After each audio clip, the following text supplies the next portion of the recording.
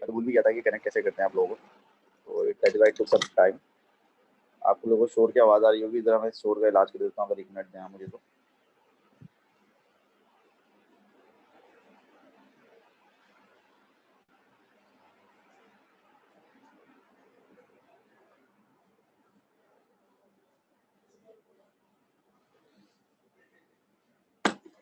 अच्छा जी, अब जरा ये बताएं कि लास्ट टाइम जो है आप लोगों ने माशाल्लाह से क्या पढ़ा था?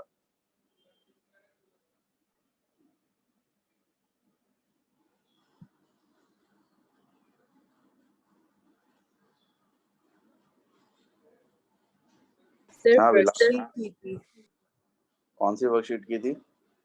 44। वर्कशीट 44 में क्या था? स्मूथिंग वाला था, स्मूथिंग जो होती है, रेक्टिफिकेशन पढ़ा था?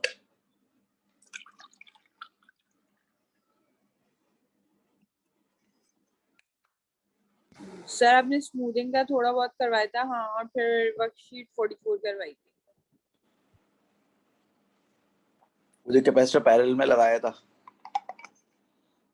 जी सर।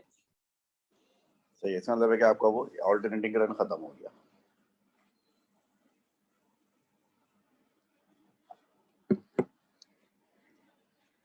ठीक है, तो इट मीन्स के सिलेबस तो आपका तकरीबन खत्म ही हो गया। अब कौन सा टॉपिक बचा है? कोई टॉपिक बचा है हम लोगों का कोई?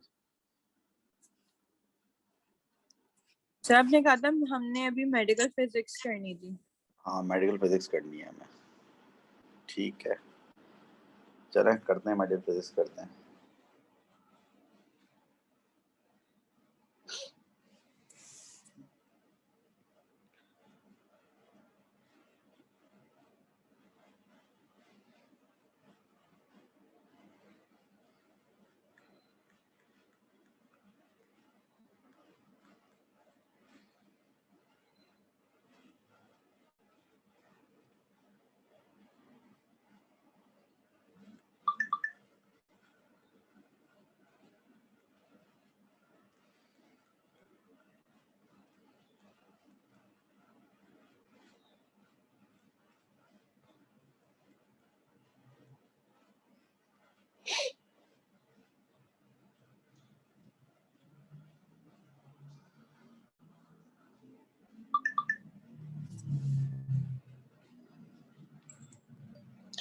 ऑलराइट जी, तो मेडिकल फिजिक्स हम स्टार्ट करने जा रहे हैं आज। और आज जो तारीख है माशाल्लाह से क्या है वो, आज 15 मार्च 2021 डेट है, दिन आज मंडे का है। ठीक है जी।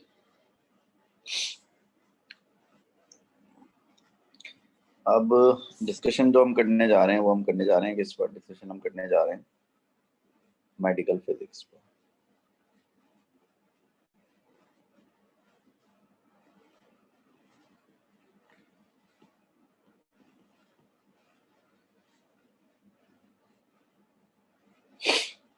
मेडिकल फिजिक्स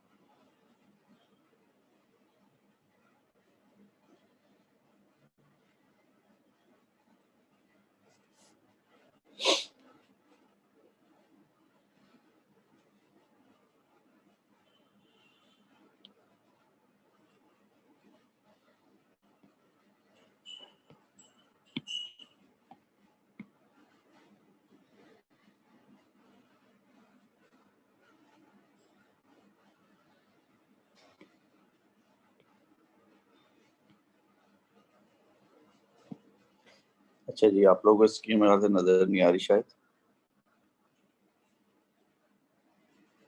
अब देखें स्क्रीन नजर आ रही है अब आप लोगों को?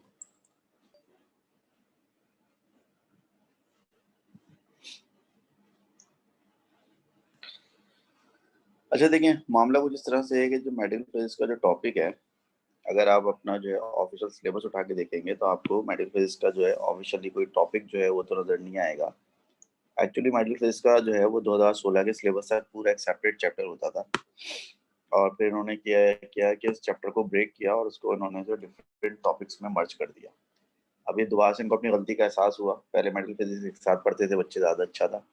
तो अब जो अगले साल का सिलेबस है, 2022 का जो सिलेबस है, उसमें उन्होंने फिर से दोबारा से इसको मर्ज कर दिया। लेकिन फिलहाल आप लोग तो जो है वो ये आखिरी जो है वो एग्जाम होगा सिलेबस का जो आप लोग दे रहे हैं। अब देखें, इस मामला तो जिस तरह से है कि ये जो चैप्टर है, जैसे कि मैंने आपसे कहा कि आपके सिलेबस में इसको 4 हिस्सों में डिवाइड करके अलग अलग टॉपिक्स को मर्ज कर दिया है। लेकिन हम इसको एक साथ ही पढ़ लेंगे, उसको एक साथ ही पढ़ना जो है बेहतर रहता है। इसमें 4 कॉन्सेप्ट हैं जो हमें डिस्कस करने होते हैं। पहला कॉन्सेप्ट जो है वो है अल्ट्रासाउंड का कॉन्सेप्ट है पहला, सही है। दूसरा जो कॉन्सेप्ट है इसमें वो है एक्सरेज का कॉन्सेप्ट है। तीसरा जो कॉन्सेप्ट है इसमें वो है आपका सिटी स्कैन का कॉन्सेप्ट है। और चौथा जो कॉन्सेप्ट है इसके अंदर वो है एमआरआई का कॉन्सेप्ट है। तो ये 4 जो है ये डायग्नोस्टिक टेक्निक्स हैं जो कि हॉस्पिटल्स में यूज होती हैं डिफरेंट जो है वो प्रॉब्लम्स को डायग्नोस करने के लिए। तो बेसिकली ये डायग्नोस्टिक टेक्निक्स हैं, अल्ट्रासाउंड, एक्सरे, सिटी स्कैन और एमआरआई। हम ज़ाहिर है इसके मेडिकल पॉइंट ऑफ व्यू से तो बात नहीं करेंगे, because we are not doctors, और हम ज़ाहिर है कोई जो है मेडिकल तो नहीं पढ़ रहे हैं। लेकिन ये जो इसकी इनकी जो ये जो अपैरेटस है, अल्ट्रासाउंड का अपैरेटस है या एक्सरेज का जो अपैरेटस है, इनकी जो वर्किंग है, इनका जो फंक्शन है, इनके पीछे जो फिजिक्स है ना, उसको डिस्कस करना हमारा मकसद है। ठीक है, तो इसमें हम वन बाय वन इन चारों टॉपिक्स को डिस्कस करेंगे, अल्ट्रासाउंड, एक्सरे, सिटी स्कैन और एमआरआई को। ठीक, इसमें बहुत सारी तफसीलात हैं, ज़ाहिर है मैं वो सारी तफसीलात अगर लिखूंगा तो बहुत टाइम लग जाएगा। तो उसके जो है वो मैंने जो है कुछ नोट्स जो मेरे पास हैं इसके, जिसको आप गो थ्रू करके जो है वो अच्छी तरह से जो है इनके बारे में समझ सकते हैं। ठीक है, ये वो नोट्स हैं। इसमें जो है अल्ट्रासाउंड के बारे में लिखा हुआ कि अल्ट्रासाउंड प्रोड्यूस किस तरह से होती हैं, अल्ट्रासाउंड यूज़ कहाँ पर होती हैं, अल्ट्रासाउंड स्कैनिंग कैसे करती हैं, कॉस्टिक इम्पिडेंस क्या होती है, वगैरह वगैरह। ये सब चीज़ें मैं आपको जो है अभी वन बाय वन एक्सप्लेन करूँगा कि जो है ये सब चीज़ें क्या होती हैं। ठीक है, सबसे पहली बात तो ये है कि अल्ट्रासाउंड जो है वो प्रोड्यूस कैसे होती हैं, अल्ट्रासाउंड को जो है वो आप जो है डायग्नोसिस के लिए यूज़ किस तरह से करते हैं। ठीक है, सबसे इम्पोर्टेंट बात ये है कि अल्ट्रासाउंड होती क्या है। अल्ट्रासाउंड जो है वो साउंड वेव्स होती हैं। Ultrasound are sound waves. ठीक है, तो आपके सामने लिखा हुआ है ultrasound waves are sound waves that have frequency above the threshold of human hearing, which is 20 kilohertz. अब बचपन से पढ़ते आ रहे हैं कि जो ऑडिबल रेंज ऑफ फ्रीक्वेंसीज होती है वो ऑडिबल रेंज होती है 20 हर्ट्ज से लेकर 20,000 हर्ट्ज तक होती है आवाज की। यानी इंसान जो है वो 20,000 हर्ट्ज तक की आवाज सुन सकते हैं। अब अगर कोई आवाज जो है 20,000 हर्ट्ज से ज्यादा हो जाए, अगर किसी आवाज की फ्रीक्वेंसी जो है 20,000 हर्ट्ज से ज्यादा हो जाए, तो फिर क्या होगा, फिर ये होगा कि वो जो आवाज है फिर वो आवाज नॉर्मल आवाज नहीं कराएगी, बल्कि वो आवाज फिर अल्ट्रासाउंड कराएगी। ठीक है, तो आवाज क्या कराएगी, वो आवाज फिर अल्ट्रासाउंड कराएगी। तो अल्ट्रासाउंड जो है वो आप उन साउंड वेव्स को कहते हैं जिनकी फ्रीक्वेंसी जो होती है वो 20,000 हर्ट्ज से अबव होती है। ठीक है, पहली बात। दूसरी बात ये कि अल्ट्रासाउंड प्रोड्यूस करने के लिए आप पीजो इलेक्ट्रिक इफेक्ट जो है यूज करते हैं। पीजो इलेक्ट्रिक इफेक्ट जो है आपके लिए कोई नया वर्ड नहीं है, इसके बारे में थोड़ा बहुत हम पढ़ चुके हैं, और उसके बारे में थोड़ा बहुत हमने पढ़ा था कहाँ पर, इसके बारे में थोड़ा बहुत हमने पढ़ा था आपका जो इलेक्ट्रॉनिक्स में हमने पढ़ा था। जो इलेक्ट्रॉनिक्स में जो हमारे सेंसिंग डिवाइसेस थे ना, 4 सेंसिंग डिवाइसेस हमने पढ़े थे। एक एलईडी पढ़ा था, एक एलडीआर पढ़ा था, सॉरी एक थर्मिस्टर पढ़ा था, एक एलडीआर पढ़ा था। इसके अलावा एक आपने जो है वो स्ट्रेन गेज पढ़ा था, और चौथा जो था उसमें से वो पीजो इलेक्ट्रिक ट्रांसड्यूसर था। तो जो आपका पीजो इलेक्ट्रिक ट्रांसड्यूसर है उसको बेसिकली यहाँ पर आप यूज करते हैं, उसके जरिए आप अल्ट्रासाउंड को जो है वो प्रोड्यूस करते हैं, और उसी के जरिए आप अल्ट्रासाउंड को जो है वो डिटेक्ट भी करते हैं।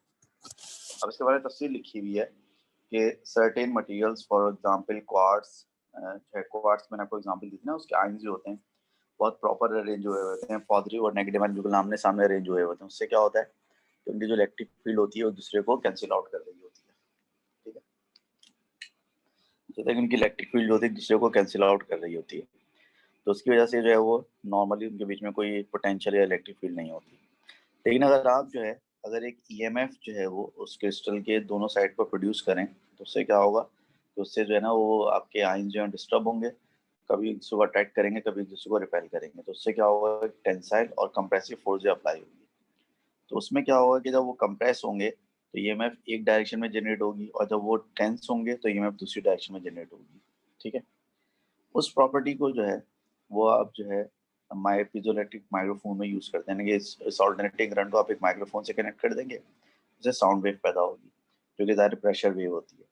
और उससे क्या होगा, पीजोइलेक्ट्रिक क्रिस्टल जो है वो कंप्रेस हो सकता है और स्ट्रेच हो सकता है, बिल्कुल उस तरह से जिस तरह से पीछे से वेव्स आ रही होंगी। इससे क्या होगा, एक वेरिंग ईएमएफ पैदा होगी क्रिस्टल के क्रॉस, जिसको आप एम्पलीफाई कर सकते हैं। अब अगर आप जो है एक पीजोइलेक्ट्रिक ट्रांजिस्टर को अगर स्ट्रेस करते हैं, उसको अगर कंप्रेस करते हैं, उससे वोल्टेज पैदा होता है। But the usefulness of the piezoelectric effect does not and here. लेकिन ये सिर्फ पीजोइलेक्ट्रिक इफेक्ट जो सिर्फ प्रोड्यूस करने के लिए इस्तेमाल नहीं होता अल्ट्रासाउंड को, the reverse is also true, वो अल्ट्रासाउंड को डिटेक्ट भी कर सकता है। If a potential difference is applied across such a crystal, it either becomes compressed or expanded depending on the direction of the EMF. ठीक है। In ultrasound, a single crystal uses the piezoelectric effect to produce and receive the ultrasound waves. A short pulse of high frequency alternating voltage input causes the crystal to vibrate at the same frequency as the input voltage, producing an ultrasonic wave pulse. The ultrasonic wave pulse is reflected back from the material under investigation and issued by the same crystal. This causes it to vibrate and induce EMF that are sent to a computer. So the same crystal transducer is both the ultrasound generator and detector. This is listed in figure 2.20.1. अब देखें, इसको मैं आसान उर्दू में तर्जुमा कर देता हूँ। इसका आसान उर्दू में तर्जुमा ये है कि ये आपका एक क्रिस्टल है क्वार्ट्स का, ठीक है। क्वार्ट्स के क्रिस्टल में जो आयंस होते हैं वो बिल्कुल प्रॉपर जो है अरेंज हुए होते हैं इस तरह से, ठीक है। अब क्या होगा, ये पॉजिटिव नेगेटिव आयन जो है दूसरे की इलेक्ट्रिक फील्ड को क्या करना है, दोनों एक दूसरे की इलेक्ट्रिक फील्ड को कैंसिल आउट करना है, ठीक है। अगर हम ऐसा करें कि हम जो है इस क्रिस्टल को थोड़ा सा हल्का सा प्रेस करते हैं, तो इसको अगर हम हल्का सा प्रेस करेंगे तो उससे क्या होगा, इसको हम हल्का सा प्रेस करेंगे तो उससे क्या होगा कि आयंस डिस्टर्ब होंगे। जब ये आयंस डिस्टर्ब होंगे मतलब आगे पीछे होंगे, तो जो इनकी इलेक्ट्रिक फील्ड पहले कैंसिल हो रही थी वो कैंसिल नहीं होगी, बल्कि यहाँ पर एक नेट इलेक्ट्रिक फील्ड और एक नेट ईएमएफ पैदा हो जाएगी। तो यहाँ पर जो है इसको आप थोड़ा सा भी जो है आवाज़ की वेव्स के जरिए थोड़ा सा हल्का सा कंप्रेस करके, इसको हल्का सा स्ट्रेस करके आप ईएमएफ पैदा कर सकते हैं।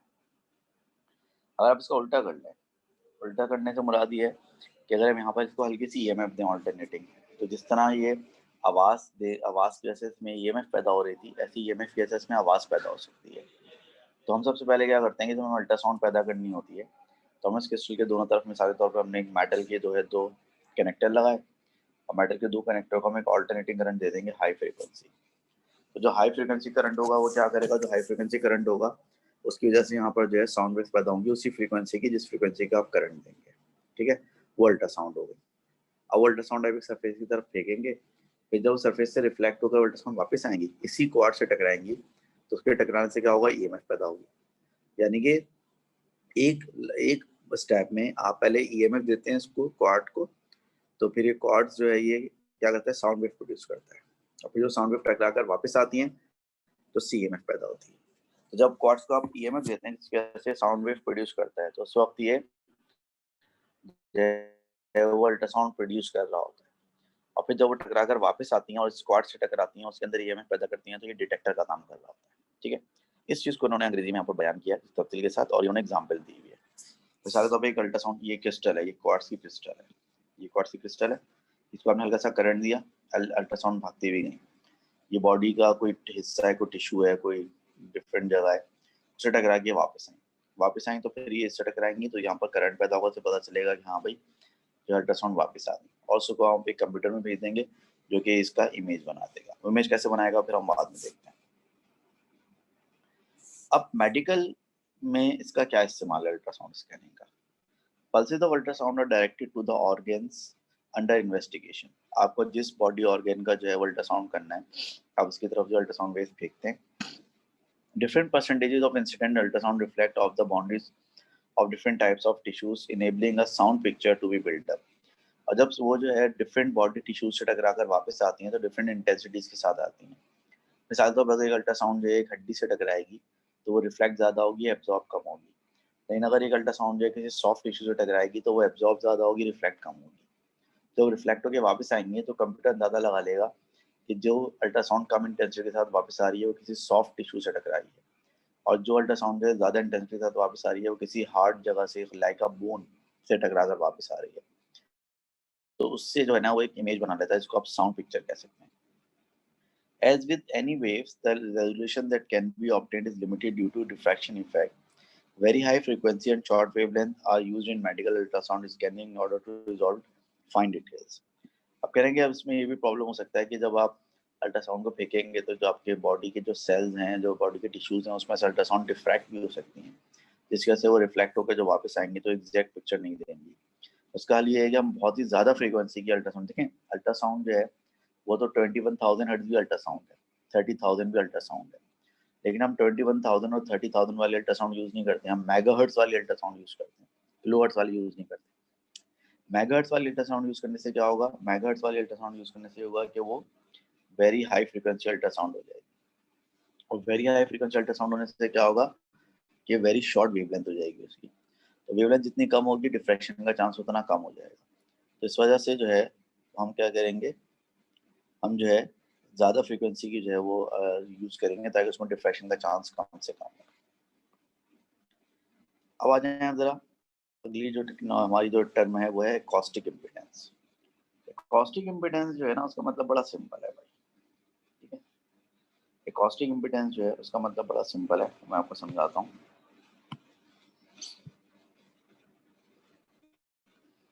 देखिए एकॉस्टिक इम्पीडेंस क्या होती है. एकॉस्टिक इम्पीडेंस होती है कि फर्ज करें कि स्पीड ऑफ साउंड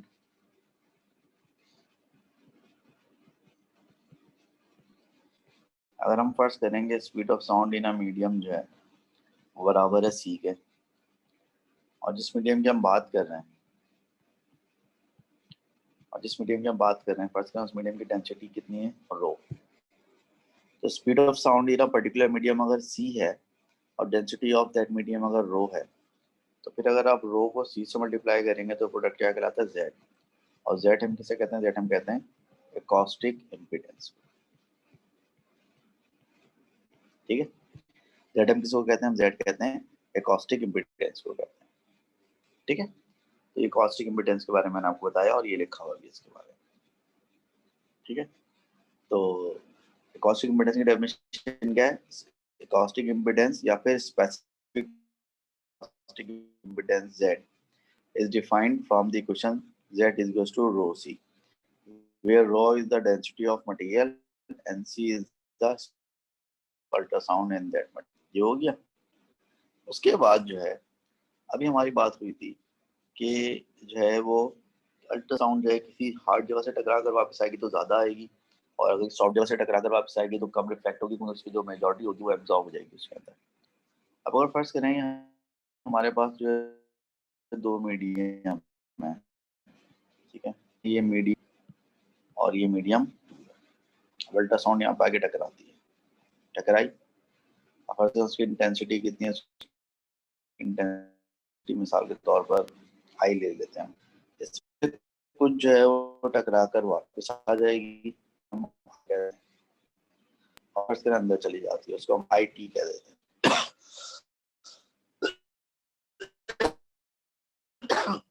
पर आई का मतलब यहाँ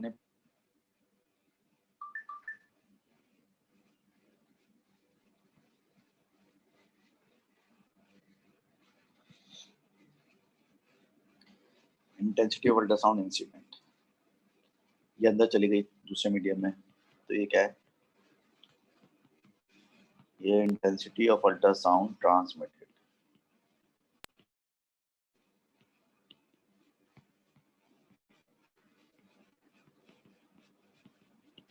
और जो रिफ्लेक्ट होकर वापस आ रही है ये क्या है, ये है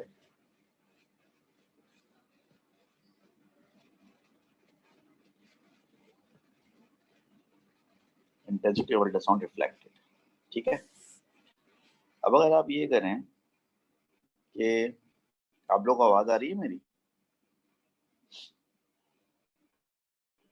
जी सर आ रही है। ऑलराइट, अब अगर आप ये करें कि यहाँ पर आप आई आर को डिवाइड करें आई से, तो बेसिकली मैं किस चीज़ को किससे डिवाइड कर रहा हूँ? मैं इंटेंसिटी ऑफ अल्ट्रासाउंड जो कि दोनों मीडियम की बाउंड्री से रिफ्लेक्ट हुई है, और वो इंटेंसिटी जो कि दोनों मीडियम की बाउंड्री से टकराई थी, जो इंसिडेंट हुई थी, उन दोनों का रेशो ले रहा हूँ। Intensity of ultrasound reflected divide by intensity of ultrasound incident. ये रेशियो जो है क्या कहलाता है? ये कहलाता है इंटेंसिटी रिफ्लेक्शन कोफिशिएंट। क्या कहलाता है? ये कहलाता है इंटेंसिटी रिफ्लेक्शन कोफिशिएंट। ठीक है, ये कहलाता है इंटेंसिटी रिफ्लेक्शन कोफिशिएंट। यानी कि इसका आसान जमाने मतलब ये होगा कि फ्रैक्शन ऑफ इंटेंसिटी जो कि रिफ्लेक्ट हुई है। फर्ज करें कि अगर इसका आंसर 0.5 आता है, इसका आंसर 0.5 आने के बाद ये होगा कि 50% इंटेंसिटी आपकी रिफ्लेक्ट हो गई। ठीक है, या फर्ज करें इसका आंसर अगर 0.1 आता है तो मतलब है कि 10% आपकी जो इंटेंसिटी है वो रिफ्लेक्ट हो गई, 90% जो है ट्रांसमिट हो गई। उसकी वजह ये है, जब आप अल्ट्रासाउंड फेंकेंगे तो उसकी आई इंटेंसिटी इंसिडेंट हुई थी, आई टी ट्रांसमिट हो गई थी, और आई आर इंटेंसिटी रिफ्लेक्ट हो गई थी। तो जितने परसेंट रिफ्लेक्ट होगी उसमें जो बाकी बचेगी ज़्यादा ट्रांसमिट होगी। तो अगर आपका आई आर अपॉन आई का आंसर अगर 0.6 आ रहा है, तो आई आर अपॉन आई का आंसर 0.6 आने का मतलब ये कि आपकी 60% इंटेंसिटी रिफ्लेक्ट हो गई। तो 60% इंटेंसिटी अगर रिफ्लेक्ट हो गई तो कितने परसेंट बची? जो बची वो बची आपकी 40%। तो 40% क्या हो गई? 40% जो है आपकी क्या कहते हैं, जो है वो ट्रांसमिट हो गई। 40% आपकी ट्रांसमिट हो गई। अब जो आपकी इंटेंसिटी रिफ्लेक्शन कोफिशिएंट है आई आर अपॉन आई, इसको मालूम करने का एक तरीका है। मालूम करने का तरीका है कि फर्ज करें कि अगर आपका मीडियम वन जो है इसकी एक और Z1, क्योंकि जो कॉस्टिक इम्पिडेंस है वो Z2 है, तो आप क्या करेंगे? आप ये करेंगे कि आप Z1 माइनस Z2 का स्क्वायर करेंगे और उसको आप डिवाइड कर देंगे Z1 प्लस Z2 के स्क्वायर से, यानी कि दोनों मीडियम के कॉस्टिक इम्पिडेंस के डिफरेंस का स्क्वायर डिवाइड बाय दोनों मीडियम की कॉस्टिक इम्पिडेंस सम का स्क्वायर। ये देखें, ये चीज यहाँ पर मेंशन की हुई है आपको। ठीक है, ये मेंशन की हुई है। ये आई आर अपॉन जिन्होंने इंसिडेंट का है नहीं पड़ता, ये जो रेशो है इसको उन्होंने इंटेंसिटी रिफ्लेक्शन कोएफिशिएंट का नाम दिया हुआ है। अगर बराबर है Z1 माइनस Z2 का square divide bye Z1 plus Z2। ठीक है, तो दो मीटर के दरमियान जो है वो कितनी जो है वो इंटेंसिटी परसेंट, कितने परसेंट इंटेंसिटी रिफ्लेक्ट होगी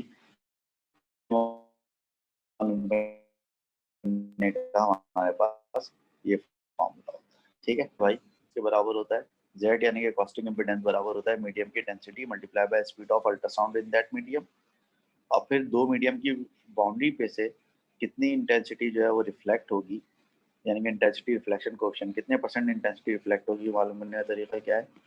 पहले मीडियम और दूसरे मीडियम के कॉस्टिक इम्पिडेंस के डिफरेंस का स्क्वायर, और पहले मीडियम और दूसरे मीडियम के कॉस्टिक इम्पिडेंस के सम का स्क्वायर से डिवाइड करें तो ये इंटेंसिटी रिफ्लेक्शन कोएफिशिएंट आ जाएगा। ठीक है, अच्छा, अब यहाँ पर एक चीज़ और इम्पोर्टेंट है, और वो चीज़ क्या कहलाती है? वो चीज़ कहलाती है कपलिंग मीडियम। क्या कहलाती है? कपलिंग मीडियम कहलाती है। अब कपलिंग मीडियम क्या होता है ये मैं आपको समझाता हूँ। देखिए, कपलिंग मीडियम ये होता है कि अगर आप में से कभी किसी को जो है वो अल्ट्रासाउंड जो है वो कभी किसी का अल्ट्रासाउंड हुआ हो तो उसको अंदाज़ा होगा कि जब आपका अल्ट्रासाउंड होता है तो अल्ट्रासाउंड करने से पहले जो टेक्नीशियन होता है अल्ट्रासाउंड, वो जिस जगह पर आपने जिस बॉडी पार्ट का वो अल्ट्रासाउंड कर रहा होता है वहाँ पे पहले वो क्या करता है, वहाँ पे पहले जो है वो एक जेल लगाता है, और जेल लगाए बगैर अल्ट्रासाउंड नहीं करते कभी भी।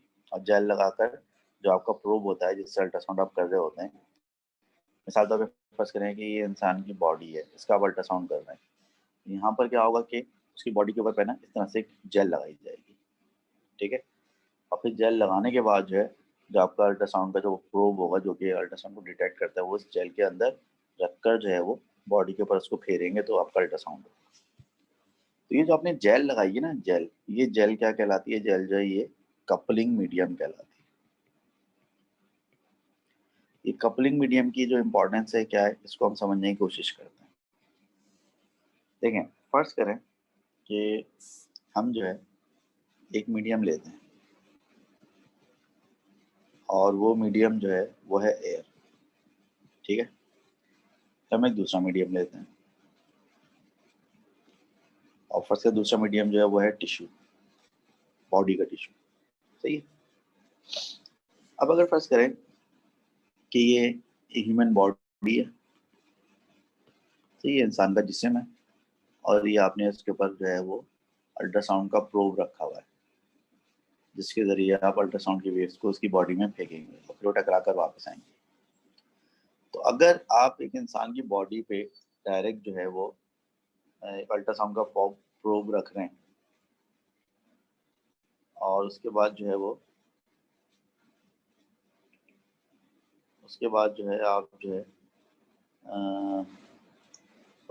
आप अल्ट्रासाउंड करना चाह रहे हैं, तो होगा क्या कि अल्ट्रासाउंड जो ट्रैवल करेंगी वो एयर से, लेकिन उसकी बॉडी के ऊपर तो एयर है ना, और उसके नीचे क्या है, एयर के नीचे उसकी बॉडी है, इनके टिश्यू है, तो एयर से टिश्यू में या एयर से मसल्स में जो है वो मूव करेगी, ठीक है।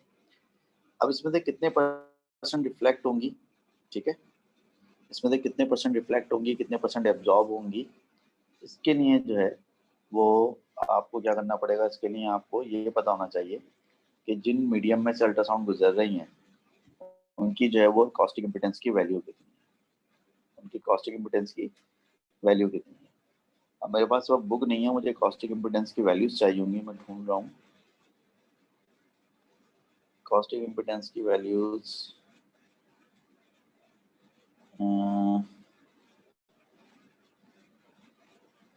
अब मेरे पास बुक है तो जरा कॉस्टिक इम्पिडेंस की वैल्यूज निकालो यार जरा।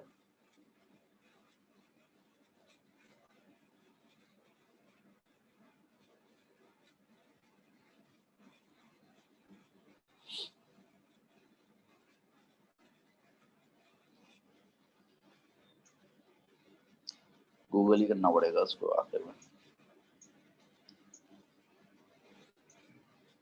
Caustic impedance of air and tissues.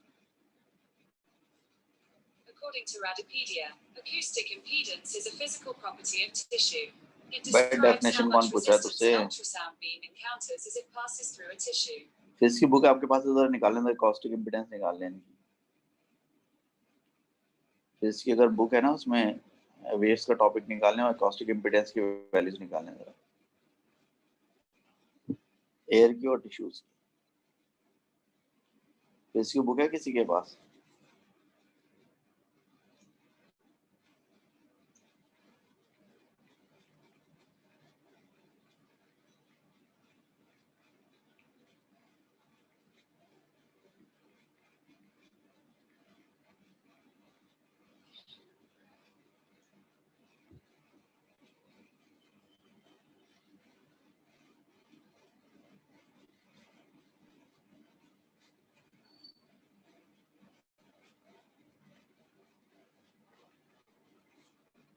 मेरे पास जो वैल्यू आ रही है इसकी कॉस्टिक इम्पिडेंस की, Z1 वो आ रही है 1.2 किलोग्राम पर मीटर क्यूब।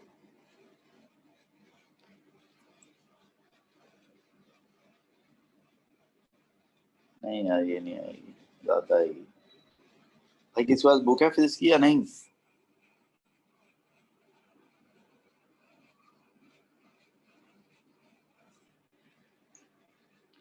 आप में से किसी के पास फिजिक्स की बुक है भाई? तो आप लोग सुन रहे हैं मुझे या नहीं सुन रहे हैं? सर एयर की 1.3 है। एयर की मेरे लिए तो कुछ और कह रहा है, ये कह रहा है 0.00429। 1.3 आ रही है डेंसिटी। अबे तो डेंसिटी कौन पूछ रहा है तुमसे? ढक्कन, कॉस्टिक इम्पिडेंस पूछ रहा हूँ। सर इम्पीडेंस आ रही है 0.00429 गूगल पे। ठीक है 0.00429 नहीं आनी चाहिए ना। देखो कॉस्टिक इम्पिडेंस जो है वो किसके बराबर है? Density into speed of sound के बराबर है ना। डेंसिटी उसकी 1.3 बता रहे हो आप इसकी एयर की, तो speed of sound in air तो तकरीबन 330 होती है। ये तो 0.004929 कैसे हुई है? ये तो अच्छी खासी होनी चाहिए ना, तो तकरीबन कोई 300-400 के आसपास होनी चाहिए। आप लोगों के पास किताब है किसी के पास? फिजिक्स की कोई बुक है आप में से किसी के पास? फिजिक्स की बुक है किसी के पास कोई? जी सर। फिजिक्स की सर बुक में एयर टॉपिक की निकाल। सर एयर की है हाँ बोलो, 0.0004। एयर की कितनी आ रही? पक्की बात है यही है? जी सर। जी सर यही है। अच्छा, ये हो गया Z1। और उसकी कितनी आ रही है? टिश्यूज की कितनी आ रही है?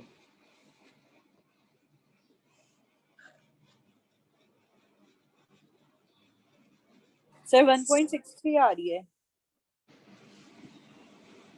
अबे नहीं भाई, तुम लोग गलत बता रहे हो यार।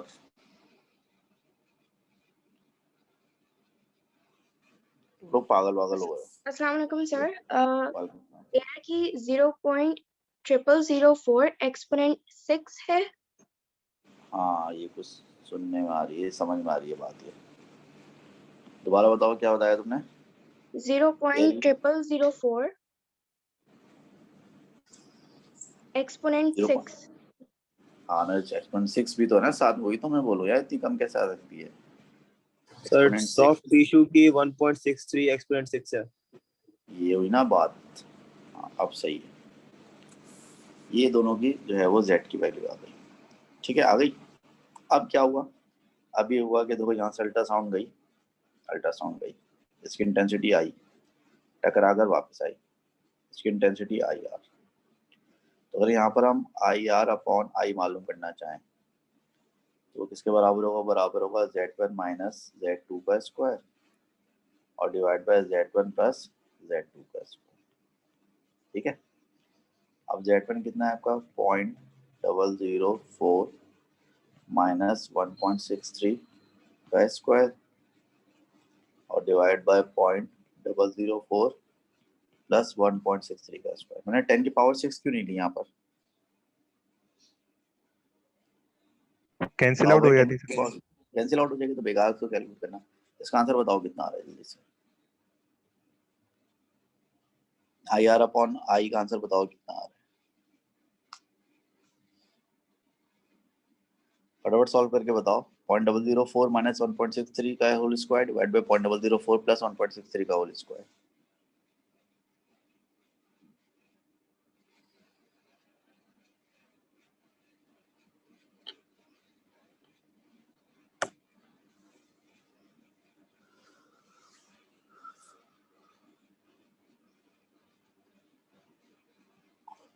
सर 0.999 आ रहा है।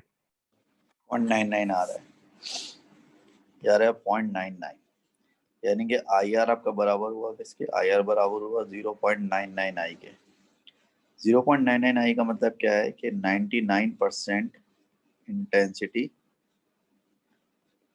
रिफ्लेक्टेड। मतलब ये हुआ कि जब आप एयर से अल्ट्रासाउंड फेंकोगे बॉडी के ऊपर, बॉडी से 99% जो अल्ट्रासाउंड रिफ्लेक्ट होकर वापस आ जाएगी। और 99% अगर रिफ्लेक्ट होकर वापस आ जाएगी तो अल्ट्रासाउंड के हाथ आएगा, तो बॉडी के अंदर ही नहीं जाएगी अल्ट्रासाउंड। इसलिए आप डायरेक्ट अल्ट्रासाउंड नहीं करते, इसके लिए आप जेल यूज करते हैं, कपलिंग मीडियम यूज करते हैं। अच्छा बाय द वे, जेल जो होता है ना, ये सिर्फ क्या होता है? पानी होता है, वाटर का बना हुआ होता है।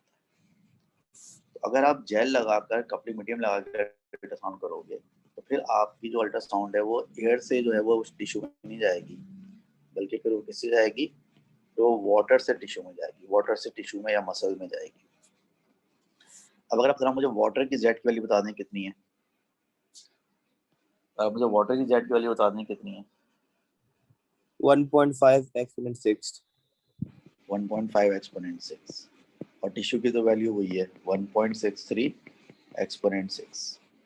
अब इसमें I जो है वो टकराई और IR जो टकरा कर वापस गई, तो उसका अगर आप IR अपॉन I निकालोगे तो वो आएगा 1.5 माइनस 1.63 का whole square divide by 1.5 plus 1.63 का whole square.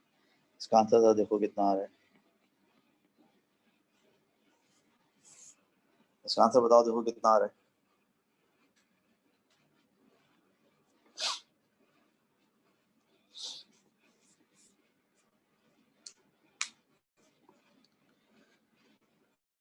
(1.725 multiplied by 10 exponent -3). यानी कि 0.017 कुछ ऐसी। 1.72। अबे पढ़े लिखे वाली बातें कर लिया करो ना थोड़ी से यार। 1.72 के एक्सपोनेंट -3 आ रहा है ना, तो 0.0017 हुआ ना। अब 0.0017 का मतलब ये हुआ कि जो रिफ्लेक्टेड आपकी इंटेंसिटी होगी वो 0.17% ऑफ आई होगी, यानी कि सिर्फ 0.17% आई जो है वो रिफ्लेक्ट होगी, बाकी जो है 99% जो है वो बॉडी के अंदर चली जाएगी। तो आपके लिए कौन सा बेहतर मेथड है, बगैर कपलिंग मीडियम या कपलिंग मीडियम वाला? कौन सा बात है? तो ये एग्जामिनर आपसे सवाल पूछ सकता है, और ये पूछ चुका है एग्जामिनर कि जब अल्ट्रासाउंड होता है तो डॉक्टर जो है जेल की यूज करता है, कपलिंग मीडियम की यूज करता है, डायरेक्ट अल्ट्रासाउंड क्यों नहीं कर देता? क्योंकि डॉक्टर डायरेक्ट अल्ट्रासाउंड करेगा विदाउट एनी कपलिंग मीडियम, तो 99% जो है वो इंटेंसिटी रिफ्लेक्ट हो जाएगी, बॉडी के अंदर जाएगी नहीं इंटेंसिटी। लेकिन अगर वो कपलिंग मीडियम यूज करेगा, वाटर यूज करेगा, तो उससे फायदा क्या होगा कि 99% बॉडी के अंदर जाएगी और सिर्फ जो है वो 0.12% जो है वो रिफ्लेक्ट होगी। That is why we use a coupling medium. ठीक है, तो जो कैलकुलेशन वाला पार्ट था ये मैंने आपको समझा दिया सारा इसका। बस आपको ये चीज़ पढ़नी है कि ये स्कैन किस तरह से होता है, ये ए स्कैन जो है वो किस तरह से होता है और ये बी स्कैन किस तरह से होता है। ये थोड़ी सी नोट्स हैं, इनको पढ़ लें, इंशाल्लाह ताला आप पढ़ेंगे बिल्कुल क्लियर बात समझ में आ जाएगी, कोई इतनी मुश्किल बातें नहीं लिखी हैं इसमें। तो that is all about ultrasound. इंशाल्लाह नेक्स्ट क्लास में फिर मैं आपको जो है एक्सरेज और सिटी स्कैन के बारे में बताता हूँ। ठीक है, so that's all for today. बाकी फिर मिलते हैं इंशाल्लाह next class. Sir note share कर देगा। ये मैं शेयर कर दूँगा।